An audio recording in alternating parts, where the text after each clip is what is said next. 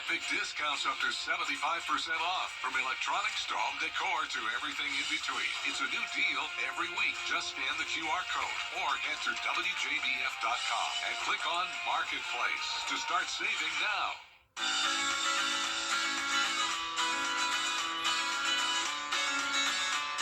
Follow News Channel 6 on Instagram.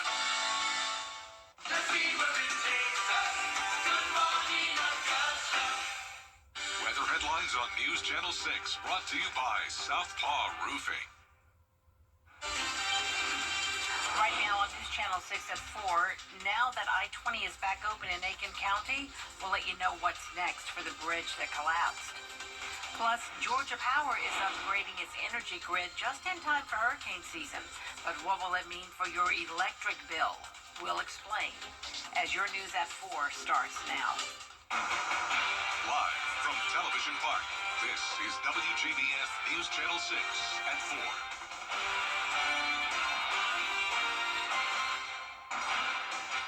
Good afternoon, everyone. I'm Jenny Montgomery. Thank you so much for joining us.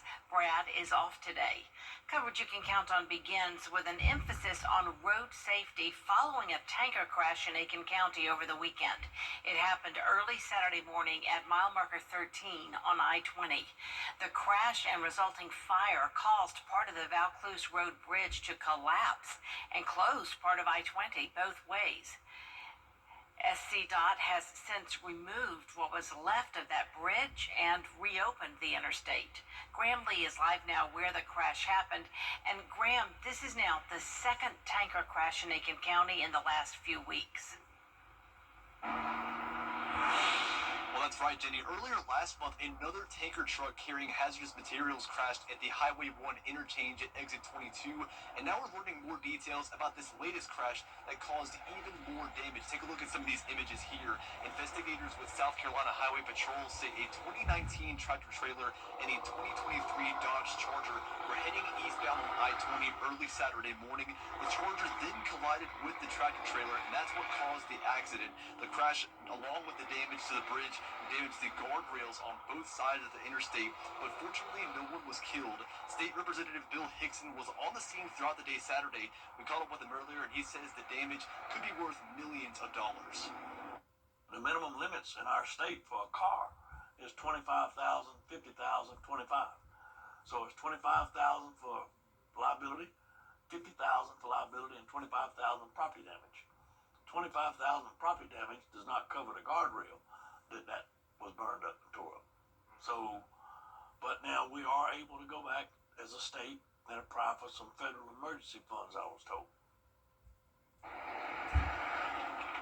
Now, both drivers were taken to the hospital. We're not aware of their updates or status, at least for the moment. You can see behind me over my right shoulder that is actually the damage from the bridge that was dropped off here by work crews. So I did ask SCDOT earlier if they are starting to work on plans to rebuild the bridge at Vaucluse Road, and I've not heard from them from the moment, but Hickson estimates it will take at least more than a year to get it fully rebuilt. Reporting live in Aiken County, Graham Lee, WJBF News Channel 6. All right, Graham, thank you so much for that report. Time now for a first look at our weather with meteorologist Avery Gray. Thank you, Jenny. Currently, we are taking a look at our Live Viper 6 radar. You can see we do have a few storms off to our northern line counties, but most of the CSRA is dry right now. You can see these storms here. Just some heavy downpours over Clarksville Lake right now, but nothing to worry about. We are taking a live look in at the Terry Lambert Hyundai Skyview Cam over SRP Park. You can see it's very beautiful, very green, benefiting from the rainfall that we've have. Temperatures across the CSRA are in those upper 80s to low 90s, and our feels like temperature are in those upper 90s and 100s in parts of the CSRA. So make sure you are staying hydrated. We do have a nice wind gust coming in to help us out with that. And for your evening planner, we will hit 83 degrees by 8 p.m., drying up just a hair as we go throughout those evening hours. And then we can expect some hot and humid days ahead this week. Back to you, Jenny. Thank you, Avery. State officials in Georgia are stepping in to investigate the death of an infant at a home daycare in Grovetown. Last week, the child was found unresponsive at the unlicensed home on Fieldstone Drive. The Georgia Department of Early Care and Learning says it's working to understand exactly what happened and to determine if further action is needed. A murder investigation is underway in Augusta. It happened shortly before 11 o'clock last night on S.E. McIntyre Boulevard at Lucky Street. The coroner says 35-year-old Solomon Lanham was shot at least once and died at the hospital. No arrests have been made. In Emmanuel County, an investigation is underway following the deaths of a married couple. 27-year-old Zaria Carr was found dead Saturday at a home on Fifth Avenue in Twin City. A few hours later, her husband, 36-year-old Shamarcus Carr, was found driving his wife's car in Wayne County, Georgia. Police say he died after shooting himself during that traffic stop. The wife's body has been sent for an autopsy. Georgia Power is investing in power grids for its customers. This investment will help improve the company's reliability. The goal is to reduce the number and length of power outages during severe storms or everyday showers. Last year, Hurricane Helene gave Georgia Power an opportunity to upgrade damaged technology. And we know how difficult it is to be without power. So Georgia Power has been investing in smart grid technology that can remotely restore power in the event that a line is down, if there's an available way to reroute that power, but also just, at your home, smart meters and other smart technology on the lines. We're using all of that together to make sure that we can make your power outage times as minimal as possible after a storm. The Public Service Commission is voting this month on whether or not to freeze the base rate for 3 years. Repairs could soon be made to parks at Lake Thurmond following Hurricane Helene. The Federal Highway Administration approved extra funds for cleanup. That money will go toward storm-related damage to roads, parking lots, and trails, plus removal of debris, hazardous waste, and stumps. Those funds will not pay for the debris disposal or repairs to recreation facilities. The Army Corps of Engineers will pursue another way to pay for that. Tomorrow, we'd like for you to take part in our Giving Your Best blood drive here at Television Park. We're teaming up with Shepherd Community Blood Center. The mobile bus unit will be in our parking lot from 6 a.m. until 6 p.m. There'll also be a special raffle giveaway. Remember, every time you donate, you save 3 local lives. It's the time of year when temperatures are rising, so the Richmond County Marshal's Office is helping folks beat the heat. The office is hosting its annual fan drive. These fans will go to the elderly, low-income, and individuals with medical conditions and will be distributed by Augusta Dream Center. A lot of research shows that every summer we have many of the elderly who will not turn on their AC units to cool them off because they're trying to lower the cost of their electric bill. So it's important for us to help those people that are trying to lower their bills, that low-income families who may not can afford certain resources. Donations can be dropped off at the Marshall substation on Deansbridge Road until June 23rd. WJBF News Channel 6 is a proud sponsor of this week's Augusta Green Jackets sensory-friendly game. The goal is to create a comfortable and inclusive ballpark experience for fans with sensory sensitivities. This includes lowered speaker volumes, limited use of strobe lights, and a quiet zone. There will also be baseball bingo and a meet and greet with Augie. It's this Wednesday at SRP Park. The Green Jackets will take on the Lynchburg Hellcats. First pitch starts at 7:05.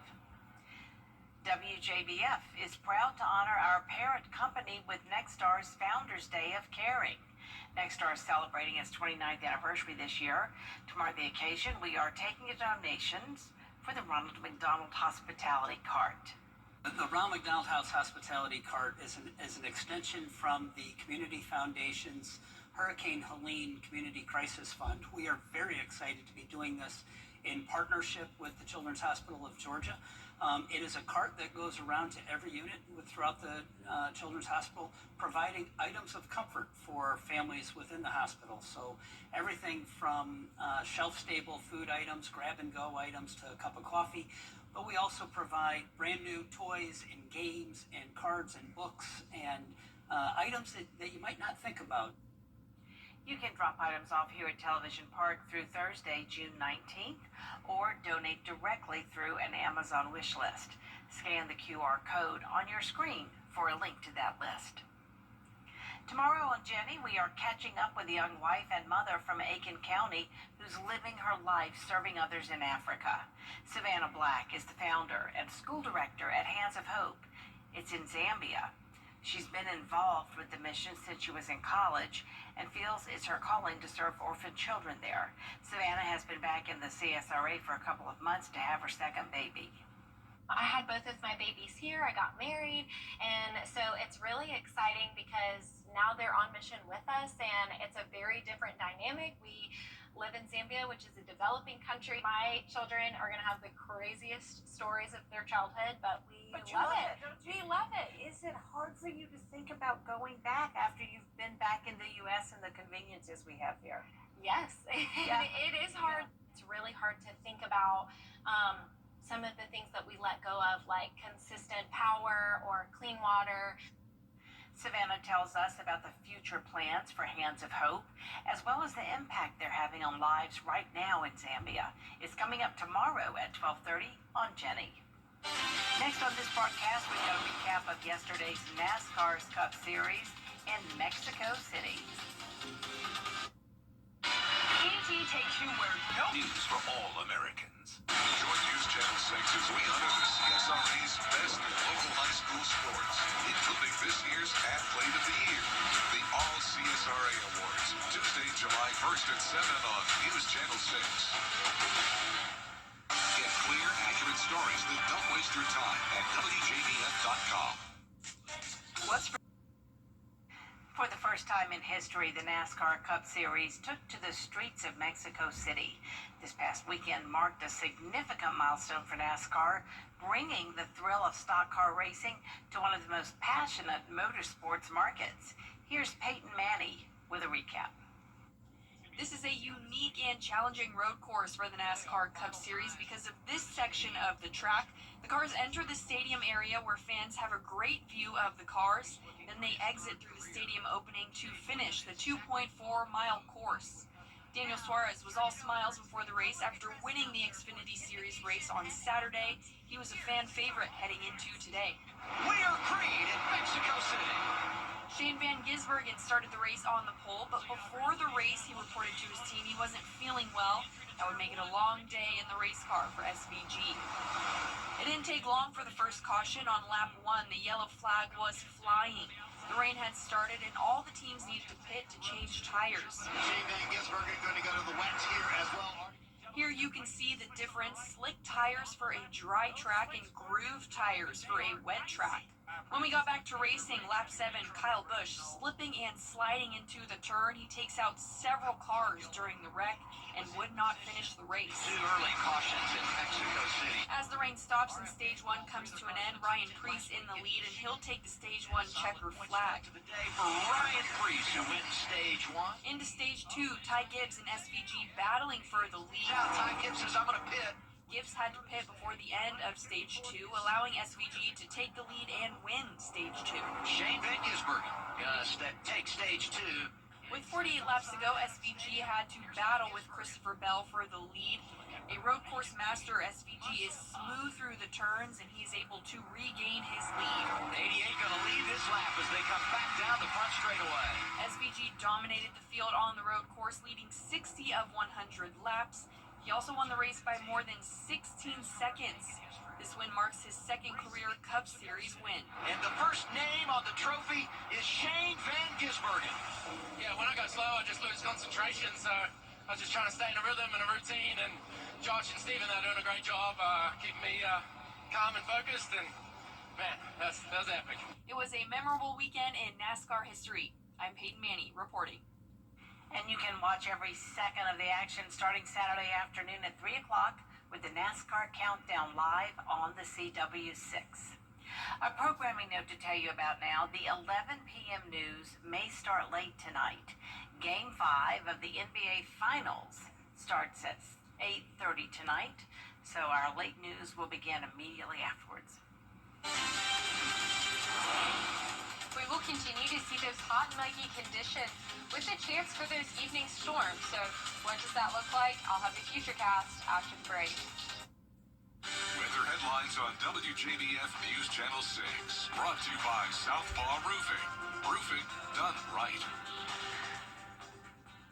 At A&D Carpets and Hardwoods, we are blessed to have amazing clients that love to work with us. Take samples into my client's home. They're very efficient, their customer service is great, and I just love working with them. A&D Carpets and Hardwoods, come see us today. Despite what you've heard or read, whether you're seen on the big screen or you're impacting the local community in a big way, Black excellence is all around us, and we want to celebrate you. Every week, we are highlighting Black independent artists, mainstream entertainers, and inspiring entrepreneurs. And all these stories are right at your fingertips. Visit WJBF.com and count on News Channel 6, where we celebrate Black excellence every day. celebrating Black excellence 365, only on News Channel 6. Every day, ordinary people in the CSRA do extraordinary things to serve our community. Each month, News Channel 6 recognizes these outstanding volunteers with the Giving Your Best Award. Do you know an everyday hero who goes the extra mile to help others? Nominate them for the Giving Your Best Award by visiting WJBF.com and filling out the entry form. Sponsored by Science Co., Piedmont Augusta, Security Federal Bank, and News Channel 6. To get the weather, you need to see the whole picture. That's why Live Fiber 6 gives you the Skyview network. Get a live view of traffic and weather from all over the CSRA. Available online 24 hours a day at WJBF.com and the free Live Fiber 6 mobile app. The WJBF Live Fiber 6 Skyview network, powered by Terry Lambert Hyundai. Low prices, big selection, and committed to quality customer service. At A&D Carpets and Hardwoods, we are blessed to have amazing clients that love to work with us. We love that A&D Carpets and Hardwoods took our floors from boring and drab to amazing in just one day. A&D Carpets and Hardwoods, come see us today. Now, your most accurate forecast with WJBF Live Viper 6. Welcome back. We're currently taking a live look in at the Live Viper 6 radar. You can see that we do have those storms to our northern line counties, but most of the CSRA is pretty dry, with the exception of the storm that's making its way into McCormick County right now. But that is just a normal everyday thunderstorm. Nothing to worry about other than you guys are experiencing a little bit of rain. And our Terry Lambert Hyundai Skyview cam over Television Park, you can see that it's pretty busy out there. It's 90 degrees, but it feels like 99 with winds coming in from the west-southwest at 10 miles per hour. And temperatures across the CSRA are in those upper 80s to low 90s across the board. And our wind gusts are giving us a nice relief of some of that heat, with those wind gusts coming in at 10 miles per hour roughly. And we will have a nice breeze as we go throughout the rest of the week, because we are just going to have a nice little breeze throughout the remainder of the week. We do have those rain chances continuing into next week as well. And here's a look at what we can expect for the remainder of today and into this evening. You can see that we will have those storms, but clear up for the most part into those overnight hours. Come 3 p.m. tomorrow, though, we'll start to see those storms kick back off, but we will clear up into those overnight hours again come Wednesday, and then seeing a little bit more storms in Allendale County by 8 p.m. Wednesday, give or take. And then as we're looking at total rainfall amounts, this isn't a big rainfall event. We just have those pop-up storms. We will have trace amount of rainfalls. Now, as we are tracking the tropics, you can see that no tropical systems are expected to form over the next week, and that is important because on average, the first named storm does occur on June 20th. So for us to see no tropical activity for the next 7 days, that is a good sign for us. And then temperatures are trending to get warmer as we are going to start to see the upper 90s come next week. So very, very important to stay hydrated. And if it is too hot for you, don't worry, I have good news or bad news, however you choose to look at it, but we have 98 days until fall, so just hold on there for a little bit longer. Cool temperatures are 98 days away. And then Tomorrow, we're starting off our morning at 74 degrees at 7 a.m., and then we'll warm up to 92 by 3 p.m., cooling off just a hair for 90 by 6 p.m., still continuing to see those storm chances in those evening hours. Our low temperatures tonight will be in those low 70s across the CSRA, and our highs tomorrow will be in those low 90s as well. And here's a look at your 10-day forecast. You can see we'll continue to have those storm chances as we go throughout the weekend. But come the weekend, we'll warm up and our storm chances will lower. So it'll be the perfect time to try to sit by the pool or go to the lake or whatever you choose to do. And we do see those 90s all over the place. Summer certainly making its presence felt here in the CSRA. To help us stay safe and understand what to listen for in the forecast, meteorologist Miller Hyatt has more on the local heat criteria. Hey everyone, meteorologist Miller Hyatt here. We are counting down to summer, only a few days away. It officially begins on Friday when we observe the summer solstice. And if you have lived here for just one summer, you know that that air you can wear is on the way. So let's talk about heat alert criteria issued by the National Weather Service in Columbia. We have a heat advisory and an excessive heat watch or warning. So starting with that heat advisory, that is issued by the National Weather Service when there is some risk of heat stroke and heat exhaustion with a heat index of 108 to 112 for at least 2 hours. And then we go up to an excessive heat watch or warning. That is when we have a high risk of heat stroke and heat exhaustion when the heat index is 113 degrees or higher for at least 2 hours. And that's when it becomes really dangerous and very important for you to stay indoors and stay hydrated if you are outside for any period of time. But when we look at the entire CSRA as a whole, we have different criteria because different National Weather Service offices cover our area. So if you're in the central and eastern part of our area, you're covered by the National Weather Service in Columbia and Charleston, which have the same criteria like we just mentioned.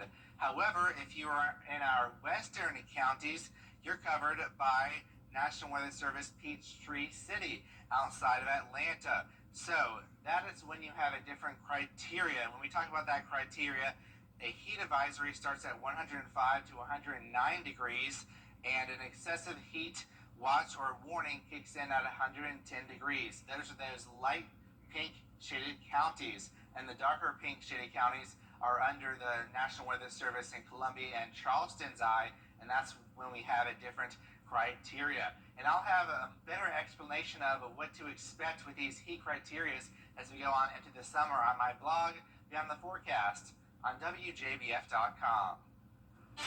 Coming up, see how one man is regretting taking a seat in a museum, how he destroyed some artwork. Next. Think you need a new roof? Law firm.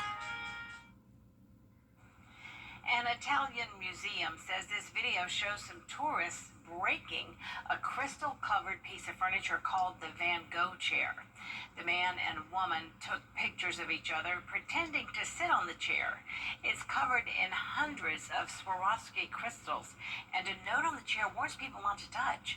The museum in Verona called it every museum's nightmare. It posted this video to raise awareness, and while it looks like an accident, the couple left the museum without speaking to anyone about the damage.